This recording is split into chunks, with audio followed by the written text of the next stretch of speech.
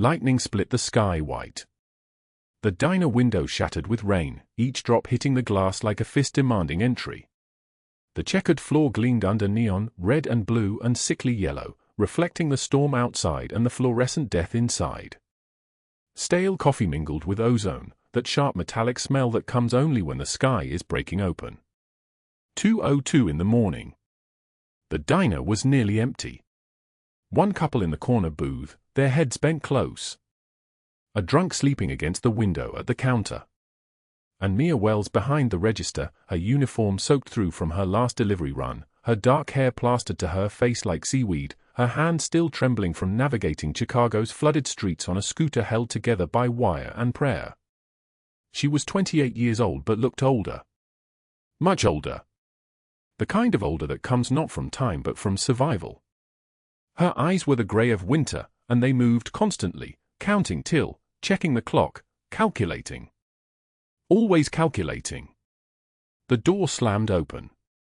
A man stumbled through into the diner, and the rain followed him like a shadow. He was tall, broad-shouldered, dressed in a suit that cost more than everything Mia owned stacked together. The fabric was wool, the finest kind, but it hung soaked and ruined from his body. His dark hair was plastered to his forehead. His face was pale, the kind of pale that belongs to corpses. He was gasping. His hand clutched at his chest as if trying to hold something in that was determined to escape. "Emma," he whispered. "Emma." Then his knees buckled. He fell hard against the corner booth, where a woman sat with a champagne flute frozen halfway to her lips. Margaret Harrington. 53 years old, blonde hair perfectly styled even at this hour, pearls at her throat worth more than a car. Her eyes went wide. Not with concern. With recognition. The man beside her stood abruptly. Marcus Webb. 46, expensive watch catching the neon light, the kind of man who smiled like he was about to hurt you. Mia knew that smile. She had been seeing it for weeks, ever since she missed her last rent payment. The man on the floor was still gasping. His lips were turning blue. Mia moved. She did not think. Her criminal justice textbooks were stacked in the corner booth during the 3 a.m. lulls, and she had studied them the way drowning people study lifeboats. She knew the signs. Cardiac event. Choking. The body in crisis. She came around the counter fast, her worn shoes squeaking on the wet floor. "Move," she said, and Margaret Harrington actually obeyed, sliding out of the booth with a small gasp. Mia dropped to her knees. The man's eyes were rolling back. His body convulsed once, violent, his mouth open but no air coming through. She did not hesitate. Her fist came up, and she drove it hard into his sternum with the precise force her training had taught her, not a punch, but a strike, directed at the exact center of his chest where the Heimlich becomes a hammer blow to the heart. It took everything she had. Her small frame packed into that moment, all her desperation, all her rage at a world that made her choose between feeding herself and feeding the 6-year-old girl at the community shelter. He coughed. A violent, wet, life-giving cough. His body convulsed again, but this time air came through. His lungs opened. His eyes focused. He gasped, and gasped again, and then his gaze locked on her face.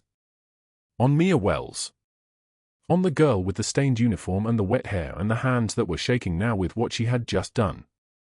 The diner had gone silent. Not the silence of peace. The silence of a blade pausing in mid-swing. The silence of the world recognizing that something irreversible had just occurred. Marcus Webb had gone the color of old concrete. The champagne glass fell from Margaret Harrington's hand and shattered on the floor. The drunk by the window didn't stir. The couple in the other booth pretended to look at their food. The man on the floor was breathing. His chest rose and fell. His hand came down from his heart, and he stared at Mia Wells as if she were a ghost. As if she were the most dangerous thing he had ever seen. "Who are you?" His voice was fractured. Ruined. Like he was learning how to speak again. Mia's hands were still shaking. "Are you okay? Can you sit up?" We should call an ambulance. You might have internal injuries. Your heart. My name is Nicholas Castellano, he said. The silence deepened.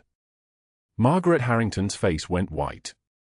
Marcus Webb actually stepped backward, his hip hitting the booth with a soft thud. The name hung in the diner like a curse, like a blade, like the moment a door opens and you realize you have been standing in a room with a tiger and did not know it. Nicholas Castellano. Not a name you heard in polite conversation. Not a name that appeared in newspapers except in very small print on the back pages, in stories about disappearances and fires and men found in car trunks. The name of the man who controlled every dark corner of Chicago, from the North Shore to the South Side. The name that made other names fall silent. He was still staring at her. His eyes were dark, almost black, and they were searching her face like she held the answer to a question he had been asking for years. You saved my life, he said. It was not a question. I don't know who you are, Mia said. Her voice was barely a whisper. You were choking. You said a name. Emma. I did what I was trained to do. I didn't. She stopped. She became aware that she was kneeling before him on a wet diner floor at 2:38 in the morning, and that the silence around them was the kind of silence that falls before something terrible happens. He reached out and took her hand. His grip was gentle. Careful. As if she were made of glass. His skin was cold, soaked from the rain, but his hand was strong. He pulled himself up slowly, and Mia stood with him, their hands still connected. What is your name? He asked.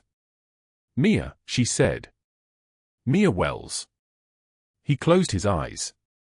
When he opened them again, something had changed in his face. Something ancient and broken and dangerous had shifted into place. Mia Wells, he repeated. Like he was memorizing it. Like he was sealing it into his bones. Margaret Harrington cleared her throat. Nicholas, perhaps we should discuss the matter we came here to. Get out, he said quietly. She froze. Both of you. Get out of my sight. Marcus Webb was already moving toward the door. Margaret Harrington followed, her heels clicking on the wet floor, her pearls catching the neon light one last time before the door closed behind them. Rain swallowed the sound. Nicholas Castellano turned back to Mia.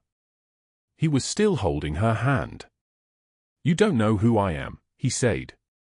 It was not a question. No. Good. He released her hand slowly, as if setting down something precious. That is very good. Because the man you just saved with one punch was someone who had forgotten why it was worth surviving.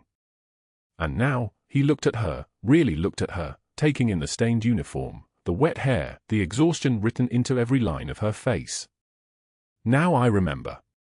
Lightning cracked the sky again. The diner seemed to hold its breath.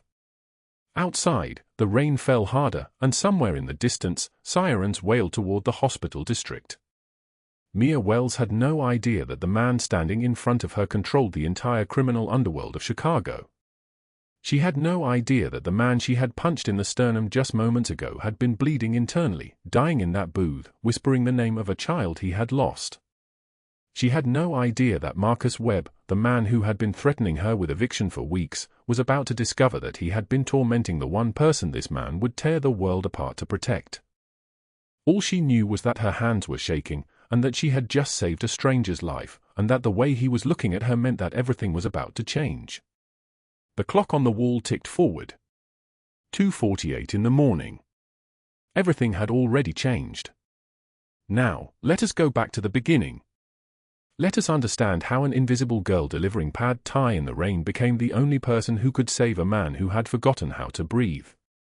Let us return to where her story truly began, not in this diner at 2:22, but in a place far smaller and far more desperate. Let us step backward through time, to a moment when Mia Wells was not a hero at all. She was simply trying to survive. In the sprawling, restless city of Chicago lived a young woman named Mia Wells. To the wealthy patrons she served at the late-night diner and the faceless customers who snatched food containers from her hands without looking up, she was nearly invisible. Just another girl in a city of 8 million, moving through the neon-lit streets on a beat-up scooter held together by wire and prayer, delivering sesame chicken and spring rolls to high-rise apartments where the doorman barely nodded. The rain-slicked pavement reflected red and blue lights from all-night convenience stores. The 3 in the morning silence of empty boulevards became her companion. She was 26 years old and looked 40.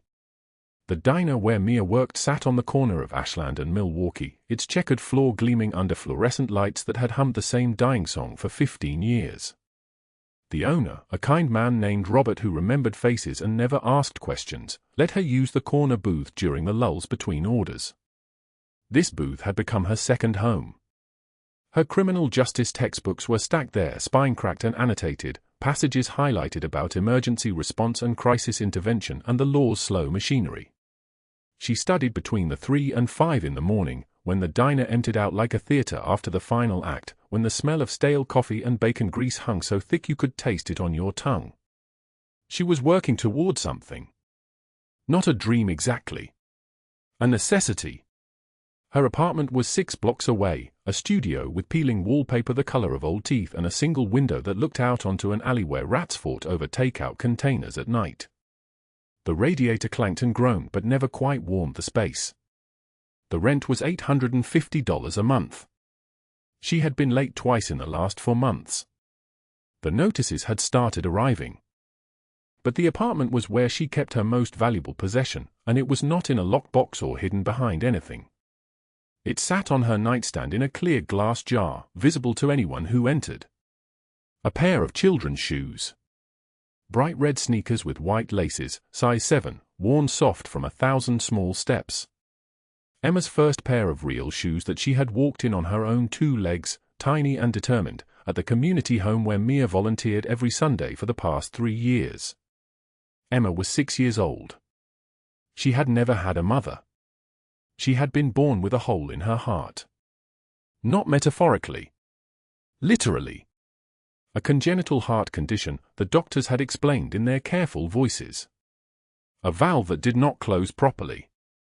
A malformation that meant every breath was work, every laugh cost something, every moment of childhood was borrowed time. Emma's medical file sat in a folder at the community home, and Mia had read it so many times the pages had begun to fray. Valve replacement surgery. $150,000. Specialized surgeon. Post-operative care. Hospital stay. Medications. The numbers added up like a countdown. 10 days remained until the surgery was no longer recommended. 10 days until the valve deteriorated beyond repair. 10 days until Emma's heart would stop trying. Mia had $200 in her checking account. She had checked it this morning on her phone screen, standing in the kitchen of her apartment, watching the numbers that would not change no matter how many times she refreshed the page. $200. Everything she had left after rent, after Emma's medications, after the basic mathematics of survival in a city that did not believe in mercy. She had no family. No trust fund waiting in a lawyer's office. No inheritance from a dead relative. She had been born to a mother who left her at a hospital when she was 4 days old, wrapped in a yellow blanket with a note that said only her name is Mia. The state had raised her in a series of foster homes, some kind and some cruel, until she turned 18 and became the state's problem no longer. She had clawed toward something like stability through criminal justice classes at night and waitressing during the day, dreaming of becoming a victim advocate, of helping people the system had forgotten. People like Emma. The rain started falling around midnight on a Thursday, 3 days after the surgery deadline had been announced. Mia was taking an order from a businessman in a suit that cost more than 3 months of her rent, his phone pressed to his ear, barely looking at her as he mumbled something about the usual. She wrote it down on her notepad: black coffee, scrambled eggs, wheat toast. No eye contact. No please. No thank you. Just the assumption that she existed to serve and nothing more. This was her world. Invisible. Efficient. Forgettable. She was heading home at 2 in the morning, her scooter sputtering to life, when she noticed the new notice taped to her apartment door. The envelope was heavy cream-colored, official-looking, printed with a law firm's name in the corner. She tore it open standing in the hallway, rain dripping from her hair onto the paper, and read the words that would not stop repeating in her mind: eviction proceedings, rent delinquency, 30 days to vacate. She had not told Marcus Webb that the extra money was not coming. She had hoped something would change. A miracle. A lottery ticket. A wealthy relative materializing with an inheritance. Something. Instead, what arrived was Marcus Webb himself. He came on Friday night, pushing the door open with his shoulder before she had even finished unlocking it. Marcus Webb was 53 years old and carried his malice the way other men carried cologne. It preceded him into every room. He wore a leather jacket despite the heat, and his hair was slicked back with something that caught the light. His eyes were the kind that had learned to take what they wanted without asking. "You're running out of time," he said. Not a greeting. Just a statement of fact. He leaned against her refrigerator like he owned it, which, in a sense, he did. Everything here was his, paid for with the rent money that sustained his empire of 18 properties and the people desperate enough to live in them. Mia stood in her kitchen, every muscle tense. "I paid this month's rent. But next month's coming fast." He smiled, and it was not a kind smile. "And I'm thinking we should discuss other arrangements. Other ways you could be valuable to me." "Understandable." She did not answer. She moved toward the door, a clear message, and he straightened but did not leave immediately. Instead, he paused in the doorway, studying her with an expression that made her skin crawl like insects were walking across it. "You're pretty when you're scared," he said. "You should be scared more often." The door closed behind him. His footsteps echoed down the hallway, measured and unhurried, the sound of a man who feared nothing. Mia stood in her kitchen. She checked her phone. $200. She checked the eviction notice. 30 days. She checked her calendar. 10 days until Emma's surgery. All of these numbers were going to collide. They were going to crash into each other and obliterate everything. She had no plan. She had no options. She had only the knowledge that somewhere in this city, there were people who had everything, and she had nothing, and the distance between those 2 points was wider than the entire width of Lake Michigan. Outside, the rain continued to fall harder, turning the streets into rivers of reflected neon light, each color bleeding into the next like a painting left out in the rain. The city looked beautiful when you were drowning in it, Mia thought. The beauty made it worse somehow. It made you believe something better could exist while it systematically proved that nothing better was coming. She picked up Emma's red shoes from the nightstand. She held them in both hands like they were made of something fragile enough to break. In the darkness of her apartment, she made herself a promise: Emma would have her surgery. Emma would live.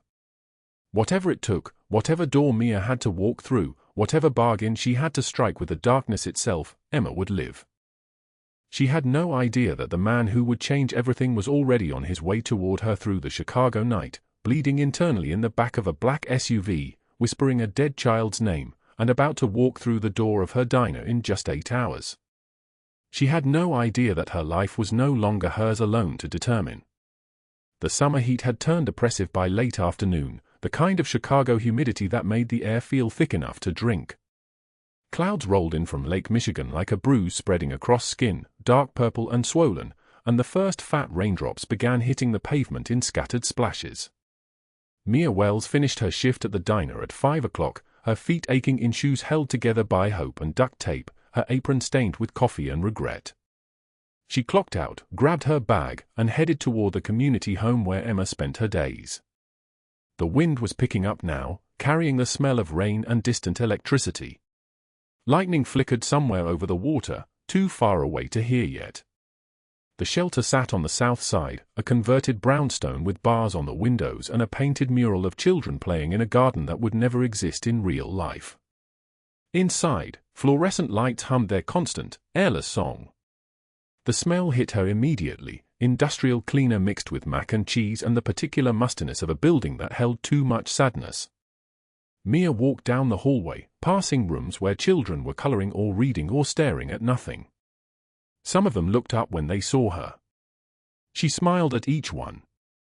She knew what it felt like to be looked through, to be invisible, and she had sworn she would never let these children feel that.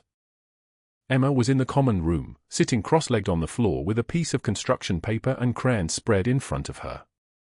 She was 6 years old but moved with the careful precision of someone much older, someone who had learned early that careless motion could hurt. Her hair was dark and tangled. Mia made a mental note to braid it tonight, and her eyes were too serious for a child. When she saw Mia, everything changed. Emma's face opened like a flower blooming, and she scrambled to her feet. "Vivi! You came!" Emma launched herself forward, and Mia caught her, feeling the fragile bird-bone thinness of the child in her arms. She was so small. 6 years old and barely 40 pounds, her body still learning how to contain itself, how to trust that it would keep working. "Of course I came, sweetheart. I always come." Mia held her for a long moment, breathing in the smell of her child sweat and the institutional shampoo the shelter used, and underneath it, something like hope. Emma pulled back, holding up her construction paper. It was a drawing of two figures holding hands. One was tall with brown hair. One was small with yellow hair. Above them, she had written in careful block letters, Vivi and M.E. "I made this for you," Emma said, her voice trembling slightly with the importance of the gift. Mia took it, and something cracked open in her chest. She knelt down and kissed Emma's forehead. "It's beautiful, baby. I'm going to keep it forever." They sat together on the floor, and Emma showed her the other drawings she had made that week, a rainbow, a cat, a house with windows for eyes. The child's innocent creations, each one a small miracle of survival, each one proof that Emma was still reaching toward joy despite everything her small body was fighting against. Mrs. Chen found them 20 minutes later. The shelter director was a woman in her 60s with sharp eyes and the kind of exhaustion that came from witnessing too much need and having too few resources. She pulled Mia into the hallway. "The surgery," Mrs. Chen said quietly. "The deadline is in 10 days. Have you secured the funds?" Mia's throat closed. She had $200 in her bank account. She had 30 days before eviction. She had made peace with the mathematics of impossible, but hearing it said aloud still hurt. "I'm working on it," Mia said, and Mrs. Chen's face showed that she understood this meant no. When Mia returned to the common room, Emma was waiting with something clutched in her small fist. She opened her hand slowly, reverently, like she was revealing treasure. Two tiny shoes lay in her palm. White leather, soft and worn at the toes. Baby shoes. Handmade shoes that had never been worn by anyone else. "Someone left these in my cubby," Emma whispered. "When I first came here. A long time ago. Do you think they were mine?" Mia's hand shook slightly as she took them. She turned them over, examining the stitching, the careful construction. Then she saw it, embroidered inside one shoe in faded gold thread, E.C. Emma Carter. Emma's last name.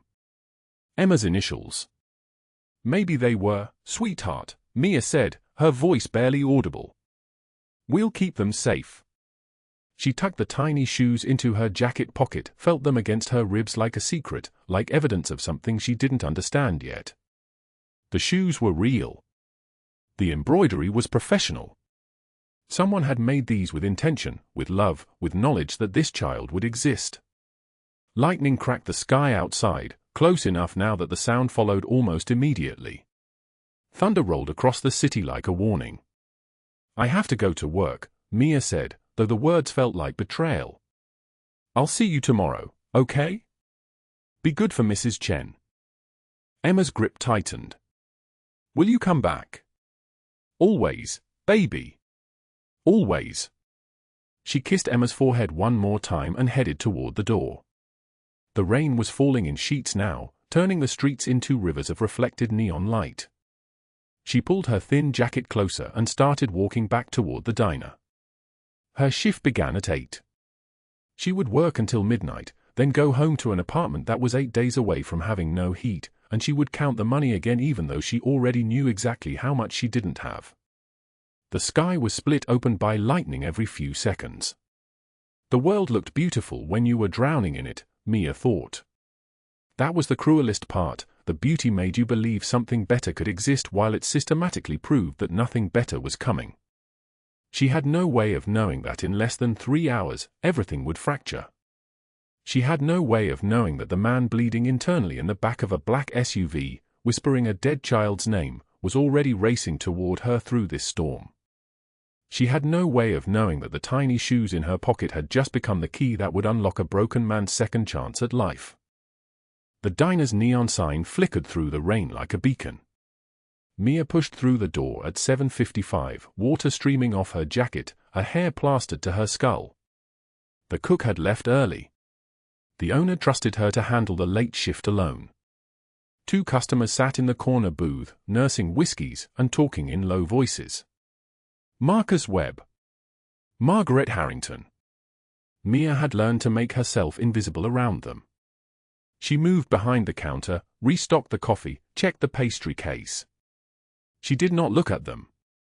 She had learned that looking sometimes invited conversation, and conversation with Marcus Webb always left her feeling like something was crawling under her skin.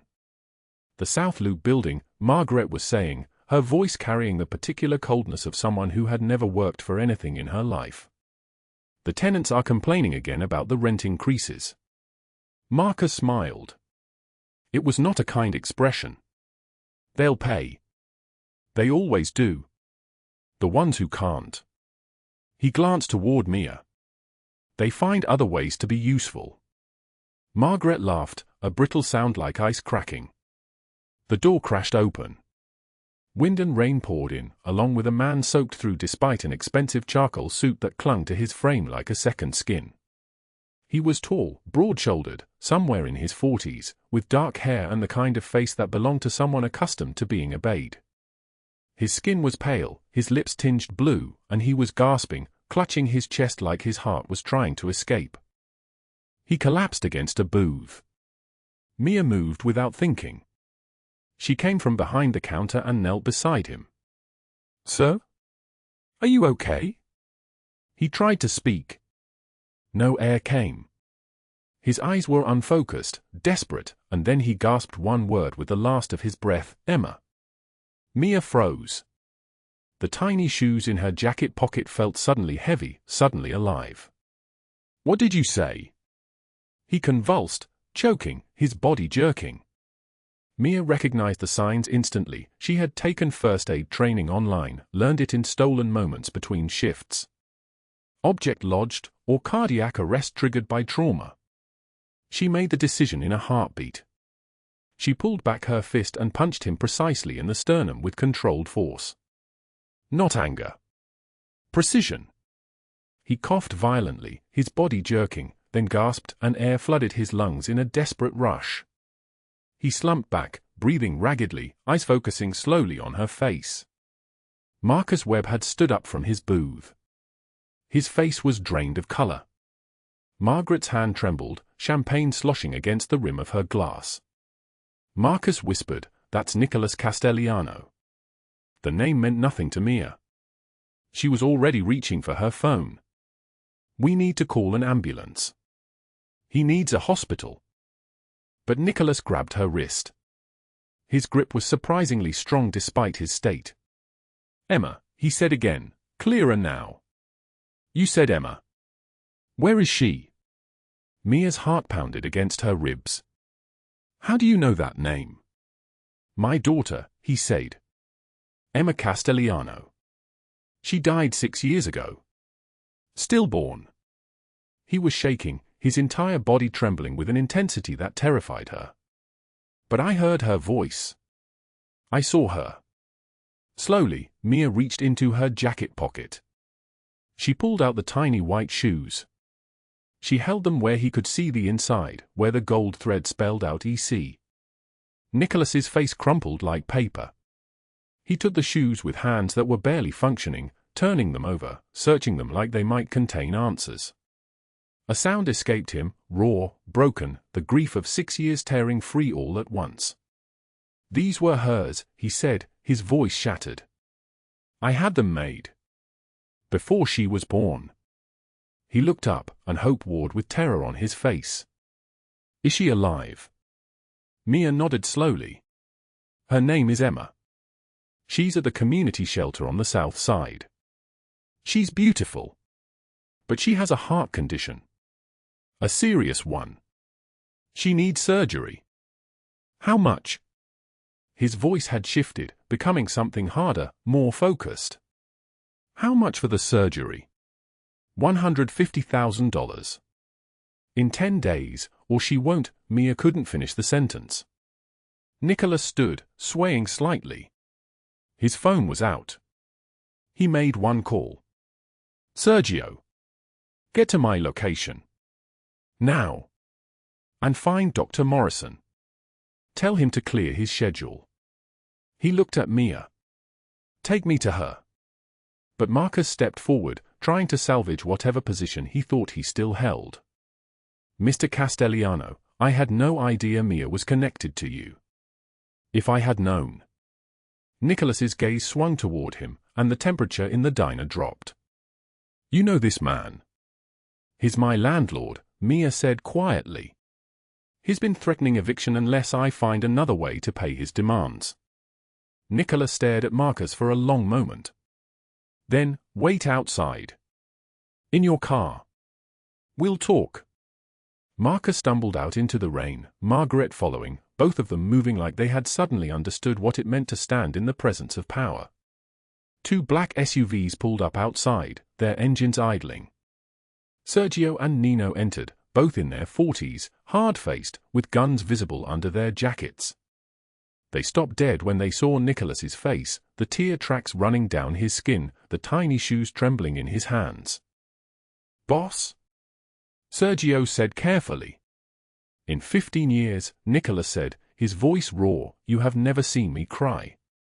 Now you have. This woman saved my daughter's life. The waiting room at St. Mary's Hospital sat frozen in dawnlight, pale and clinical, machines beeping their steady rhythm like a heartbeat that would not break. Mia had not slept. She sat in the plastic chair beside Nicholas, her hands folded so tightly her knuckles had gone white, watching the double doors where Dr. Morrison would emerge. 37 minutes had passed since Emma went into surgery. 37 minutes that stretched like years. Nicholas stared at nothing. His expensive suit was wrinkled now, the cashmere coat draped over an empty chair, his dark hair disheveled where he had run his hands through it 100 times. Sergio and Nino stood by the windows, their black SUVs visible in the parking lot below, engines running, men waiting. They had not left his side since the rain stopped. The double doors opened. Dr. Morrison appeared, still in surgical scrubs, her mask hanging around her neck, and Mia's breath caught in her throat because she could not read the woman's face, could not tell if what came next would be life or ruin. Emma is strong, Dr. Morrison said, and Mia felt something inside her collapse with relief. The surgery went perfectly. Her heart is fixed. Full recovery expected. She'll wake up in recovery in about 20 minutes. Mia stood without remembering standing. She swayed slightly, and Nicholas's hand found her back, solid and present, steadying her. His eyes closed. For a moment, he was just a man who had lost his daughter years ago and found her again in 10 days, and the weight of that gratitude moved across his face like a storm passing. Thank you, he said to Dr. Morrison, his voice low and rough. Whatever you need. Name it. Just knowing she'll be well is enough, Dr. Morrison said, and she meant it, but she also understood that the man before her was not someone who received gifts. He exchanged currency. Sergio was already making notes. Nicholas did not leave the waiting room. He sat there for 4 hours, watching the clock on the wall, until Emma was moved to recovery and then to a private room on the 4th floor. When Mia finally held her hand, felt the pulse beneath Emma's wrist still beating, still alive, she broke. She broke completely. Her shoulders shook. No sound came out at first, just the physical collapse of surviving on nothing but hope for 10 days. Nicholas stepped back quietly, giving her space, but he did not leave. He stood in the doorway watching this woman who had saved his daughter, not from death, but from never being found, grieved the fear that finally had permission to release. It was Sergio who broke the quiet. His phone had been buzzing constantly. He stepped into the hallway and spoke low, then returned. "Boss, we need to talk about Marcus Webb and Margaret Harrington. They've been making calls all night. Webb's trying to liquidate assets. Harrington's lawyers are positioning for settlement negotiations." Nicholas did not look away from Emma's sleeping face. "Let them dig their graves deeper. Do not stop them. Document everything." The afternoon brought the first real threat. Marcus Webb arrived at St. Mary's Hospital with 3 building security guards he had bribed with cash and promises. He moved through the lobby with the confidence of a man who still believed fear was currency, who still thought that if he presented himself with enough authority, the world would bend. He was wrong. He found Mia in the parking garage. She had gone down to move her scooter, to buy time away from the intensity of watching Emma sleep, but she was also running. Running toward what came next, though she did not know it yet. The parking garage smelled like oil and cold concrete. Her breath echoed off the pillars. She saw Marcus step out from between 2 cars, and her entire body went rigid. He was disheveled, unshaven, his expensive shirt untucked. His eyes had that hollow look of a man whose world was collapsing. But he was smiling. That smile was the worst part. "You think you've won," he said, his voice like venom, "because you found some rich protector? You're still mine, Mia. You still owe me rent, you still owe me your gratitude, and right now you owe me a conversation. Private."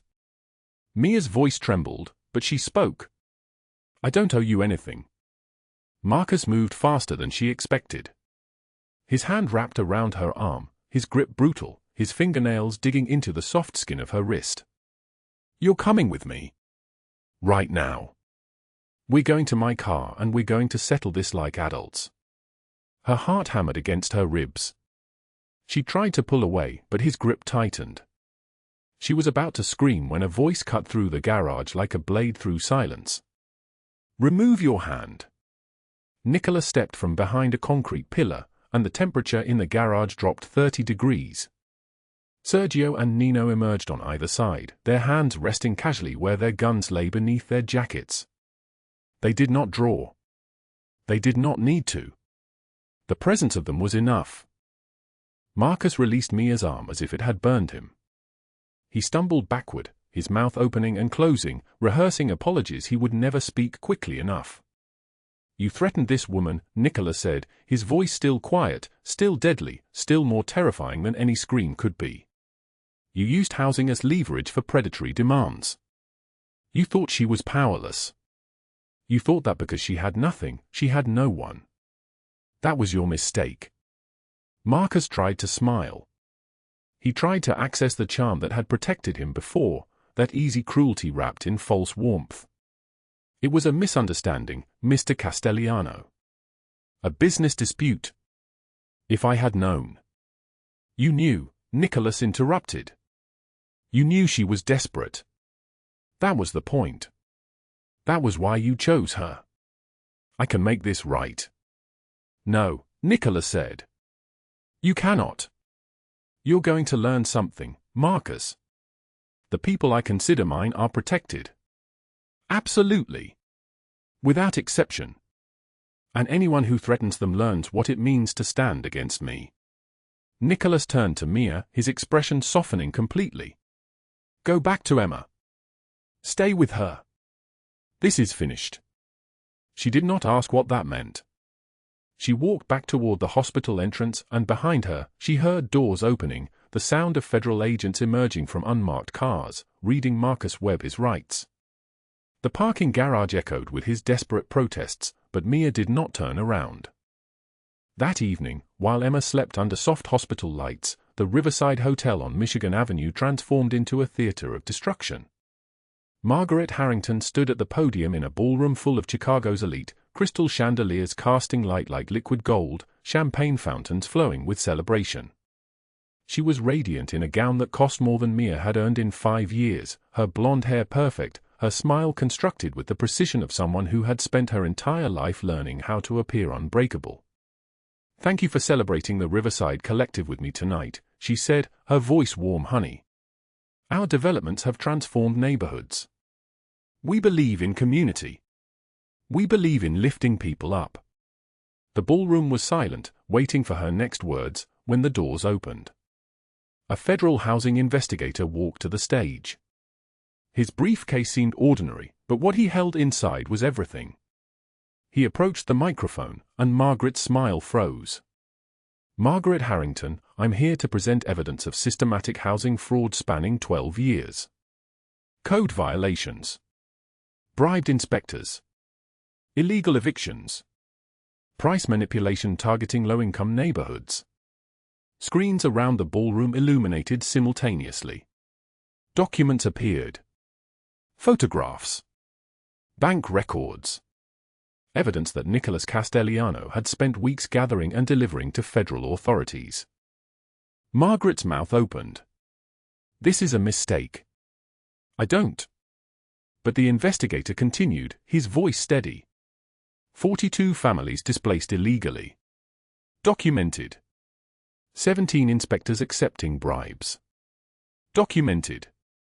Property values manipulated to extract maximum profit from communities you were supposed to be building up. All documented.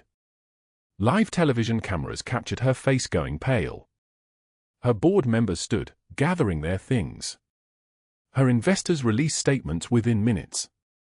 By the time she was escorted from the stage, she was no longer Margaret Harrington, philanthropist. She was Margaret Harrington, criminal, and by midnight, she was irrelevant. The news spread like fire. Within 3 hours, 500,000 people had seen the footage. By morning, 2 million had. Every news outlet in the country ran the story. Her name became synonymous with corruption.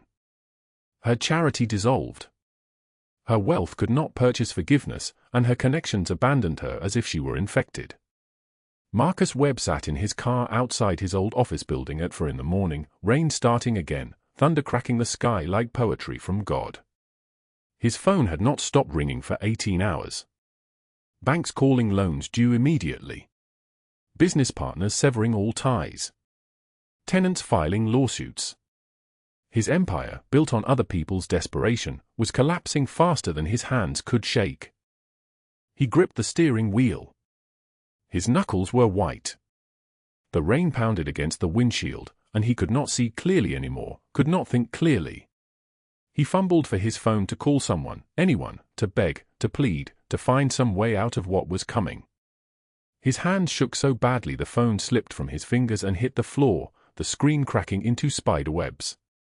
Through that fractured glass, he saw the news alert, federal housing fraud investigation opened into Webb Property Management.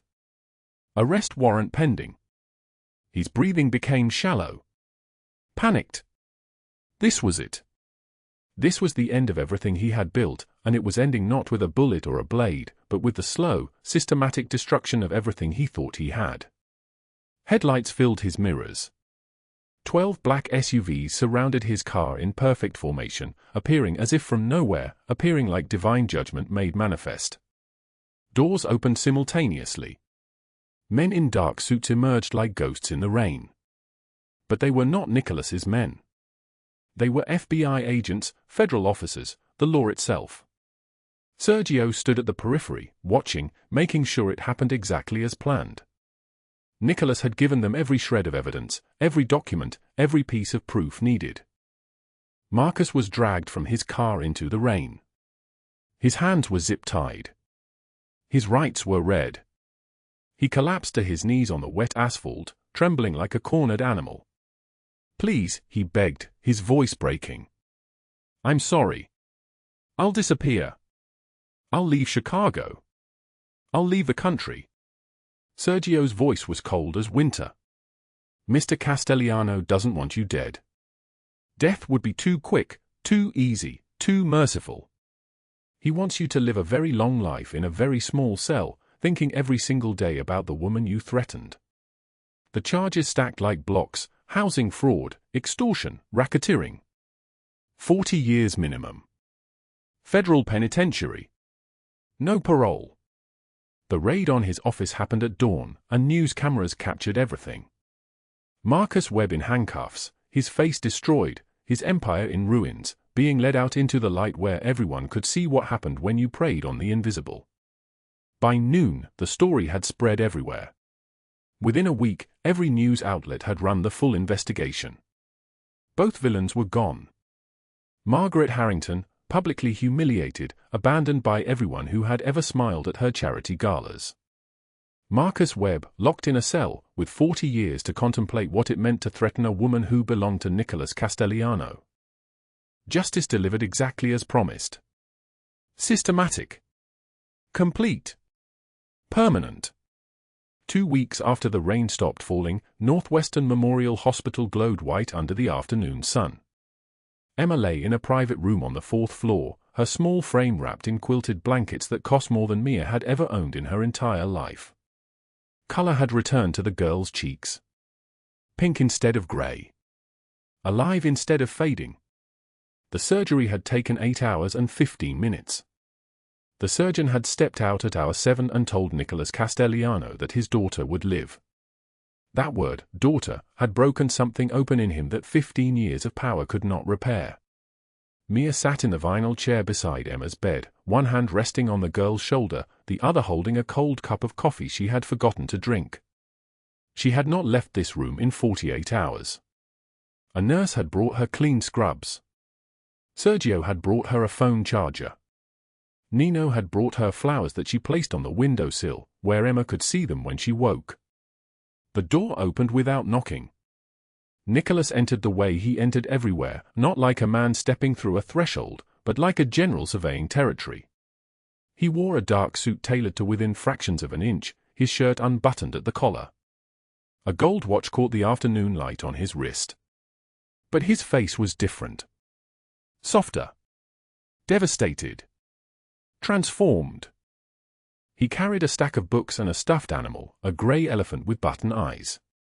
"She's been sleeping for 3 hours," Mia whispered, as if volume might wake the child. Nicholas set the books on the bedside table and stood at the foot of Emma's bed, simply looking at her. A man who had ordered things and had them done. A man whose word rewrote reality.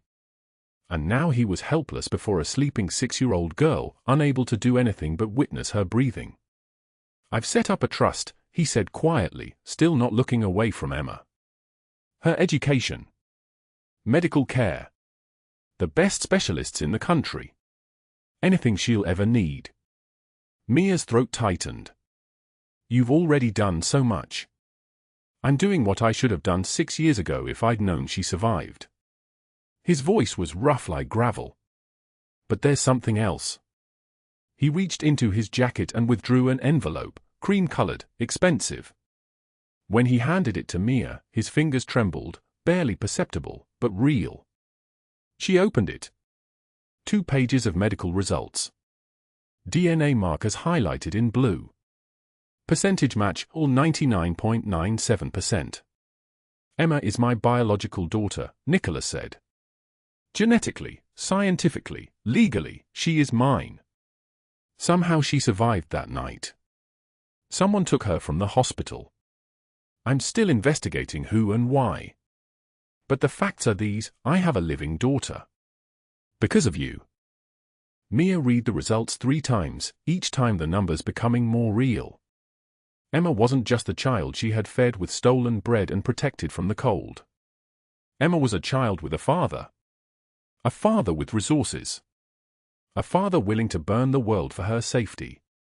"She has a father now," Mia said, and the words broke into pieces as they left her mouth. Nicholas sat on the edge of Emma's bed, careful not to disturb her. "Because you saved her. Because you cared for a child who wasn't yours when you had nothing. Most people see the invisible and look away. You looked directly at invisibility and chose to love it anyway." He paused. The rain continued its soft percussion against the hospital windows. "I want to offer you a position," he continued. "Head of my charitable foundation. You'd oversee housing initiatives, community programs, educational scholarships. Make sure what Marcus Webb did never happens to anyone else. Make sure there are no more invisible children. Mia stared at him. I'm studying criminal justice. I'm not qualified. You're the most qualified person I know, he said, and his eyes finally left Emma's sleeping face to meet hers. You've lived it. You survived it. You protected someone vulnerable when it would have been easier to protect yourself. That's the only qualification that matters. She said yes before her mind caught up with the word. Over the next months, Mia's life rewired itself. Emma recovered completely. Color didn't just return to her cheeks, it spread through her entire existence like watercolor on wet paper. She started school. She learned to laugh without checking over her shoulder first. She called Nicholas Papa, the word emerging naturally one afternoon as if she had always known how to say it, as if 6 years of abandonment had been erased by love and safety and people who would never let her disappear again. Mia finished her criminal justice degree. Her thesis focused on housing discrimination and predatory landlords. She defended it in front of a panel of professors who did not know that every word came from memory, from living rooms where she had counted pennies, from the specific texture of desperation. She accepted an apartment in a building that Nicholas owned, renovated, transformed into something safe. Pale walls. Windows that opened without effort. Heat that arrived when the weather turned cold. And she began her work. The Castellano Foundation transformed under her direction. Not gradually. Not slowly. Almost immediately, as if she had been carrying these ideas in her chest for years and finally had permission to release them. Housing programs launched in neighborhoods where landlords preyed on the desperate. Community centers opened in 3 separate Chicago districts. Scholarship funds materialized for kids aging out of the foster system. Women's shelters received funding that Marcus Webb's extortion had previously stolen from them. Sergio and Nino watched her work with the same expression men wear when witnessing something inexplicable. She was from their world and not from their world. She was breakable and unbreakable. She was the most dangerous thing Nicholas Castellano possessed because she made him want things he had never wanted before: legitimacy, healing, a future that didn't require darkness. One evening, Sergio and Nino stood in the kitchen of Nicholas's penthouse while Mia and Emma baked cookies in the adjacent room. The girls' laughter carried through the open door like a sound that didn't belong in places where men like them lived. He's in love with her, Sergio said quietly. Nino didn't look up from his drink. He'll never tell her. He thinks his world is too dark for someone like her. She saved his life, Sergio replied. She brought his daughter back. She's already in his world. A year passed.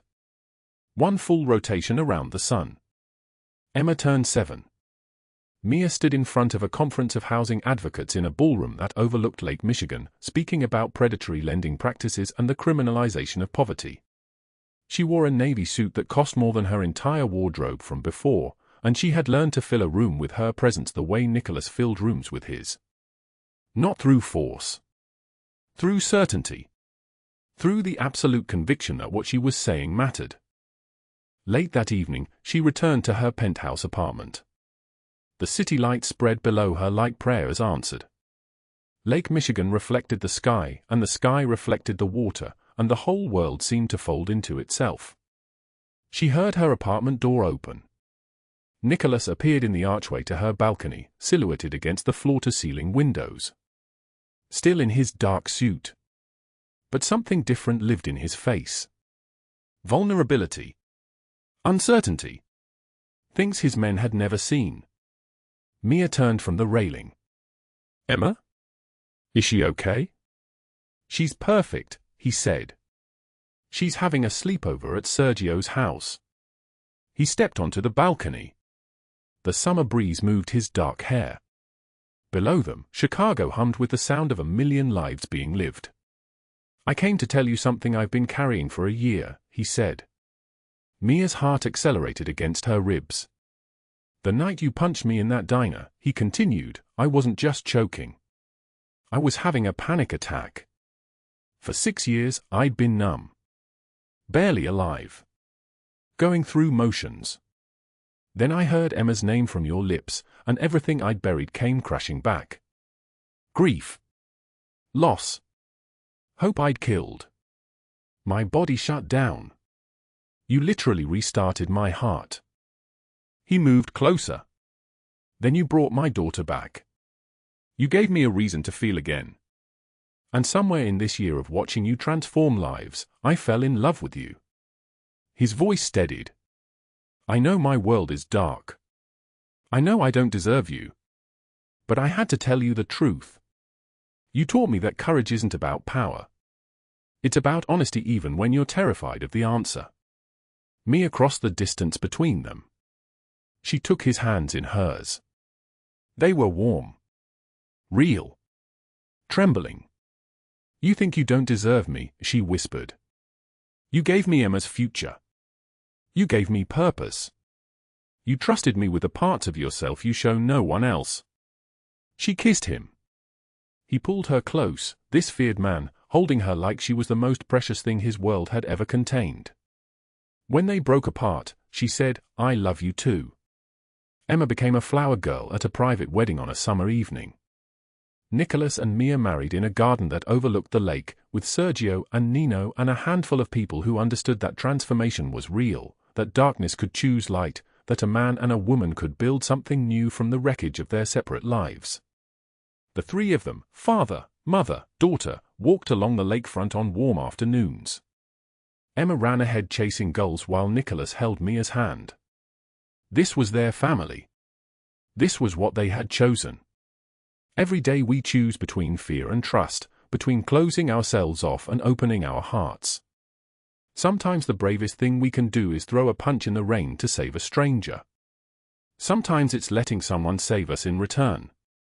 And sometimes it's believing that even in the darkest corners of the city, love can find a way to breathe again. If this story moved your heart, share it with someone who needs to hear it. Like this video if you believe in second chances and impossible love. Subscribe because tomorrow we're bringing you another story that will remind you why we fight for each other. Leave a comment below. Have you ever saved someone's life without knowing it? Your story might be next. Thank you for staying with us until the end. We wish all of you good health, joy, and days filled with peace and happiness.